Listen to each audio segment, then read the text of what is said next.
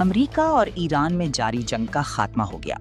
امریکی صدر Donald Trump اور ایرانی صدر مسعود پزشکیان نے مقررہ وقت سے پہلے ہی امن معاہدے پر دستخط کر دیے، جس کے بعد یہ معاہدہ فوری طور پر نافذ العمل ہو چکا ہے۔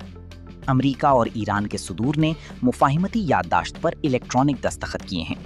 معاہدے پر دستخط پہلے جمعے کو سوئٹزرلینڈ میں ہونا تھے، تاہم ایک ثالث ملک کے سفارتکار اور ایک دوسرے ذریعے نے بتایا کہ فریقین کے درمیان اس عمل کو پہلے مکمل کرنے اور جلد عمل درآمد شروع کرنے پر بات چیت جاری تھی۔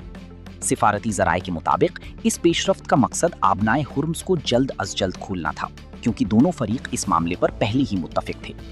اس عمل میں ایک وجہ وائٹ ہاؤس پر معاہدے کے متن کو جاری کرنے کے لیے بڑھتا ہوا سیاسی دباؤ بھی ہو سکتا ہے، تاہم ایک ذریعے نے دعویٰ کیا کہ ایران نے شرط رکھی تھی کہ معاہدے کا متن باضابطہ دستخط سے پہلے جاری نہ کیا جائے، اور یہ بھی کہا کہ یہ فیصلہ وائٹ ہاؤس کے دباؤ کا نتیجہ نہیں تھا۔